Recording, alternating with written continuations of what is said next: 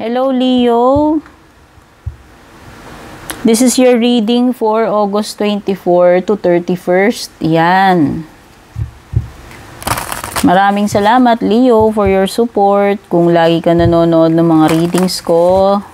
And if you are new here, don't forget to subscribe, like and follow na rin. Of course, don't forget to tap the bell icon. Regarding mga personal reading services naman, ay dumiretso na lang po kayo sa aking FB page. Doon po ako nag-entertain ng mga inquiries and bookings. Shoutout sa ating mga nag-avail ng subscriptions and memberships. Maraming salamat po sa support sa pagtangkilik. Naka-flex po yung names nyo either sa umpisa or sa dulo ng ating reading.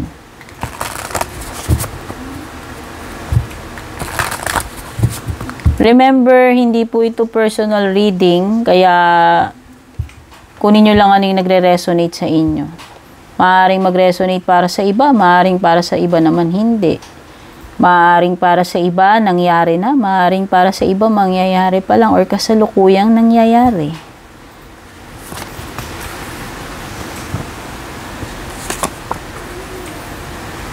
Meron kang kindred, timing, at saka nurtured. Wait lang.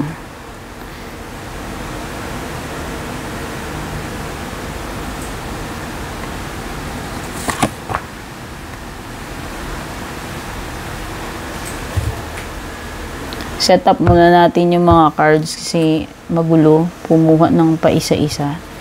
Set up na natin yung mga cards mo dyan. Ayan, meron ka ring surrender card.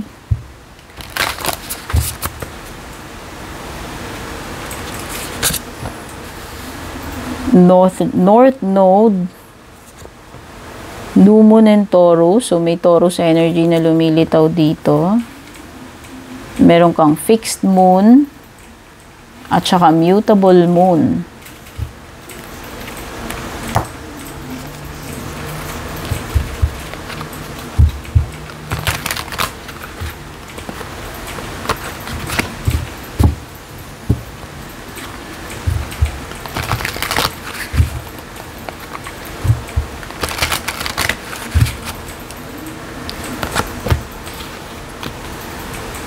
Patay ng mga cards para sa iyong love life, which is bubuksan natin mamaya. Hindi na kasi sila kasya. Yan, i-ano lang natin dyan lagay. Ano, mamaya titignan natin yung mga yan.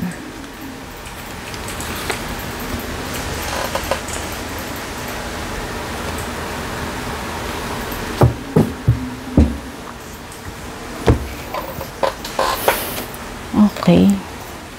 So, unahin na natin itong kindred card mo.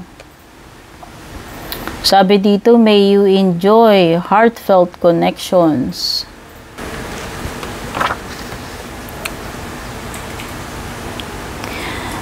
Itong kindred card is about like-minded souls, no? Kasi may binabanggit dito, may you enjoy heartfelt connections.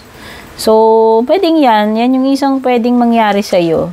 Siguro, itong August 24 to 31.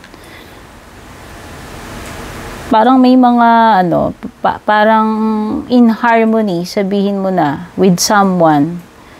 Kung ano man ito, may it be friendship or romantic, no? So, merong mga heartfelt connections na magaganap, ayan. Where makakasama mo, makakasundo mo, makakaharap mo yung mga tao na like-minded. Ito yung ito yung moment na makakapag-express ka. May express mo yung yung true feelings mo, yan. So sa tingin ko yan, pwedeng may mga tao na yung kasundo mo, maayos yung ninyo, maayos yung connection ninyo kasi nga parang like-minded kayo. Yung person na yan, or people, kung people man, mahigit isang tao. Pagdating naman dito sa timing card mo, may this be the right moment. Okay, this is knowing when the time is right para sa iyo, Leo. So, pwede namang itong August 24 to 31, mafe-feel mo na lang na kung eto na ba yung right moment, no? Para dyan sa sitwasyon mo, kung ano man itong gagawin mo, o naiisip mong gawin. Kumbaga, i-trust mo yung intuition mo, mafe-feel mo na lang kapag the moment is right. Ayan. Kumbaga, may you sense divine timing, and follow your intuition, no? Kung talagang feel mo, ito na yung tamang timing, no?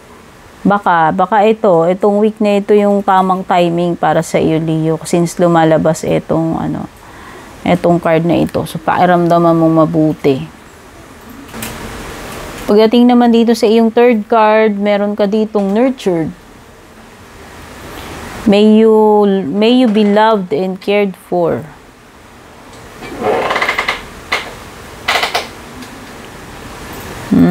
So, this is pagiging open to receive love, Leo. Pagiging bukas ng puso mo to receive love. So, sinasabi dito, may you be compassionate and kind to yourself. So, maging gentle ka sa sarili mo. Maging kind ka rin sa sarili mo. Okay, ano to this is taking care of your needs kasi nurtured, no? Parang sinasabi dito. May you be loved and cared for. So, ayan. Kung hindi, alam mo yon, kung hindi man naibibigay ng ibang tao sa'yo yan, Leo, yung tamang pagmamahal, yung tamang pag-aalaga, pagpapahalaga, then ibigay mo yan sa sarili mo. Lahat tayo, meron tayong, obligasyon din sa sarili natin na alagaan natin yung sarili natin, protektahan natin yung sarili natin, mahalin din natin yung sarili natin. Hindi yan yun. Ito yung moment na yun. Okay, yan yung sinasabi ng card mo. Ito yung fourth card mo, surrender, may you release the old. Oh, baka may mga dapat ka nang bitiwan dyan. Kung ano man itong old na tinutukoy dito, something na matagal na dapat mo nang i-give up. Kumbaga, outdated na ito. Sabi dito, hindi kang pwedeng mag-cling na lang ng mag-cling sa past, Leo. Kasi andito ka, living in the present. So, may mga magagandang bagay sa nakaraan na pwede nating i-treasure, pero hindi tayo dapat mabuhay doon sa nakaraan. At yun yung sinasuggest sa iyo ng card mo, na stop clinging sa old and sa past, no? So, importante is mag-focus ka dito sa iyong present situation, no? Ang sinasabi dito, may your wise heart know when to let go. So, dapat alam mo kailan dapat mag-let go. Hindi yung na-stuck ka na lang doon sa past na yon, no? Kung ano may tinutukoy nito. May you surrender. May your surrender bring you peace. Yan. So, kung ano man itong dapat mo nang i-release, no? It will bring you peace. So, from this moment, no, i-affirm mo sa sarili mo na you are free to follow your soul's path. And i-release mo na whatever it is that tied you doon sa nakaraan. Next card mo naman is stepping out of your comfort zone, North Node. Wow! So, siguro mas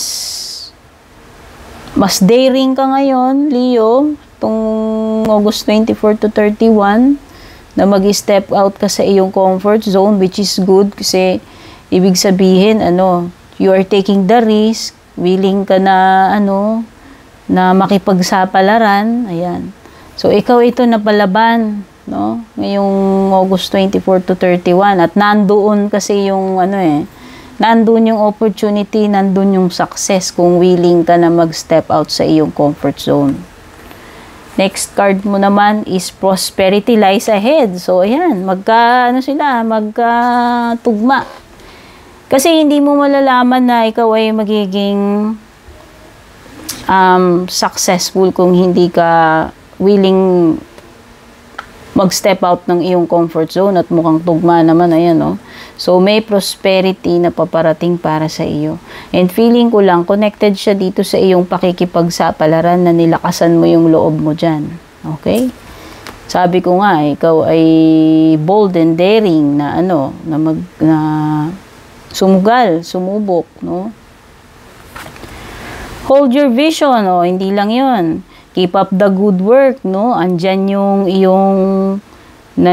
iyong kahanga-hanga na pakikipagsapalaran, nilakasan mo yung loob mo, ginawa mo yung dapat mong gawin, no? Maaaring nag-take ka ng risk and magbubunga yun ng maganda kasi may prosperity paparating sa iyo and possible pa na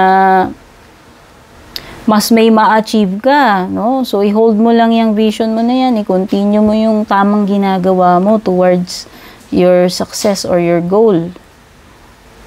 Kumbaga, this is, steady and continuous na, na effort or movement, no? So, importante yung consistency. Tama yun, na malakas loob mo, tinry mo. Importante rin yung consistency kasi kung ningas-kugon ka, halimbawa, butas-butas, putol-putol, wala ka rin namang guts to continue, parang baliwala rin yun. Pwedeng hindi rin siya magtuloy-tuloy, di ba? So, importante ito na, i-hold mo yung pace mo. Nothing is yet set in stone. Mutable moon. Pag sinabi natin ganun, pwede pang mabago yung mga bagay-bagay. So, marami pang possibilities dito sa situation mo. Hindi pa permanent yan. So, kung pangit man yung kinalalagyan mo situation, no, makakaasa ka na hindi ka mai-stay dyan forever. And kung maganda yan, hindi ka rin dapat maging kampante na forever na ganyan. So, ibig sabihin, kailangan lang siguro na makapag-adapt ka. At saka, ibig lang sabihin ito, hindi pa permanent lahat-lahat yung bagay na yan, Leo. Maganda man o pangit yung situation na yan. Ngayon, pagdating naman sa iyong love life, yun na nga, may magandang bonding dito, may sensual, may intimacy. Kasi nga, ito yung kindred, naalala mo. Diba? Sabi ko, parang in harmony ka with the person, whether romantic man yan, this time, love life na itong binabasa natin. So, hanggang dito, sakop yon. So, mukhang okay naman pagdating, dito sa person mo, meron kayong mutual yung nararamdaman ninyo, maganda yung flow ng yung exchange ba ng yung exchange ng energies ninyo sa isa't isa as a couple. Yun lang, pwedeng iba dito, meron pa rin kayong bit na loss or grief. Pero feeling ko this is from the past. Kasi nga meron ditong tinutukoy about the past na dapat mo nang i-release. Yan. So, maganda naman yung takbo dito sa iyong present situation kung ikaw ay may jowa. Pero meron lang mga something dito sa past na siguro yun yung dapat mong i-release kasi nga nandito ka naman sa present and pwedeng naho-hold back ka netong mga to. Na lalo na kung meron kang mga baggages na dala-dala from the past na dapat mo nang i-release, no? Pwedeng iba kasi sa inyo baka nakaranas kayo ng loss of a loved one, no? Ayan may loss, may grief. So, kung naman itong past ninyo, siguro dapat, mag-make peace na kayo dito sa inyong past or i-release nyo na yung mga yan. Kasi wala namang maiko-contribute na maganda sa inyo yan dito sa inyong present situation. Ayan na nga, dahil may kindred ka dyan, may intimacy ka pa, may bonggang-bonggang commitment ka pa dito. So, pwedeng yung iba sa inyo about to be married, marriage na tinutukoy dito, or baka naman talagang mag-asawa na kayo. Nagsasama na kayo or baka doon papunta yung inyong magandang samahan, lalo na yung mga single pa lang dito or kung hindi pa ito nangyayari sa inyo. O baka nga ito na yun. Yung iyong kabiyak ng tsinela, si Kindred, o diba? Kasi binabanggit na Kindred, o baka iba nahanap yun yung kabiyak ninyo. Okay? And isang commitment, isang solid commitment yung nakikita ko dito kasi ayan o, meron ditong about promises, fidelity, kindred souls, and intimacy. So maganda, overall maganda yung energies pagdating sa love life. Ayan, yin energy, you are about to receive something or this is you na pagiging receptive, being open, being willing to surrender. Kasi pag sinabi nating yin, ito yung energy na nagre-receive. Ito yung receptive na hindi yung yang which is outgoing. So, feel ko lang yan. Pwedeng vulnerable kayo since yin yung energy. Pwede rin kayong passive and willing to accept, to surrender. Ito yung energy na napipick up ko, okay? Sa love life mo. Tignan na natin yung iba pang paparating.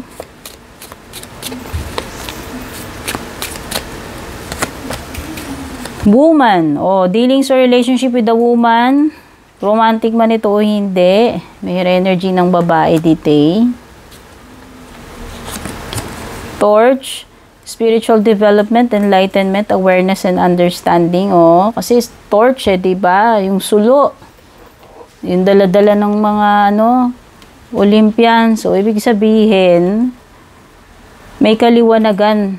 Kung ano man itong kaliwanagan na ito, paparating sa iyo, ibig sabihin, magkakaroon na ng answers about the situation. Marireveal yung dapat ma-reveal. Ayan, pwedeng iba sa inyo, maliliwanagan ang isip. Matatauhan kayo about something. Kasi may enlightenment dito. Okay? Kumbaga ito yung mga answers na paparating sa inyo. Meron ka ding yoke. Feeling tied down and frustrated. Yung iba, baka meron kayong maranasang frustration.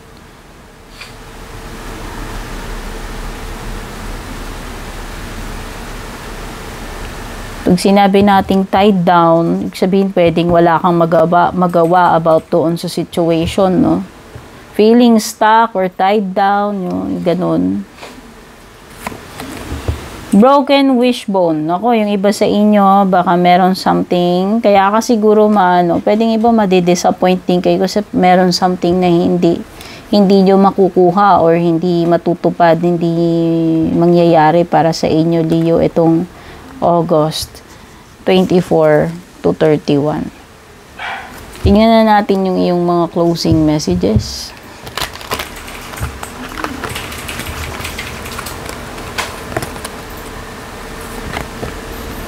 Unang-una, meron kang a year from now.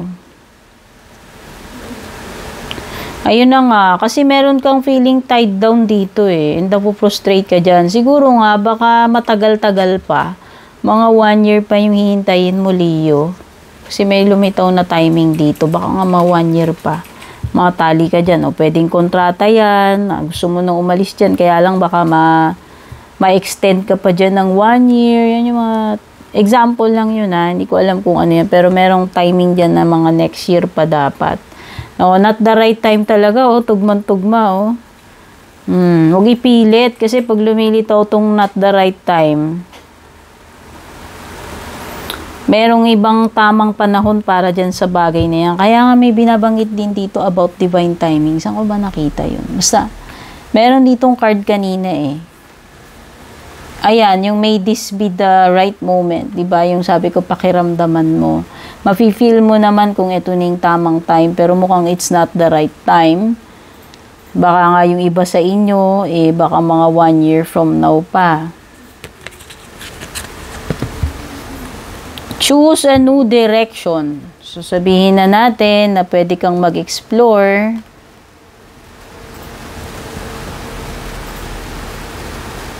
mag-explore ng ibang possibilities, no? Kasi baka mamaya wala dito yung sa direction na ito yung opportunity. No, pag nakita mo itong choose a new direction, pwede nating sabihin na ibahin mo yung approach mo or sa ibang discarding gamitin mo or sa ibang timing mo gawin or maaaring sa ibang lugar, ayan, no? Trust. Trust lang in the divine kasi nakikita ko dito parang divine timing yung malakas na energy kasi hindi sa ngayon . So, magtiwala ka lang. Kung hindi mo man makuha yan ngayon kasi may broken wishbone ka dyan, magtiwala ka lang. Lahat ng bagay alam mo yon, darating sa iyo sa tamang divine timing. Kaya importante yung trusting the divine timing. Okay? Importante dito is magtiwala ka lang dito sa process. Okay? So, yan Leo, yung mga nakuha ko dito sa iyong reading. Sana naman makatulong sa ito. Don't forget to leave a like or comment. Take care, babush!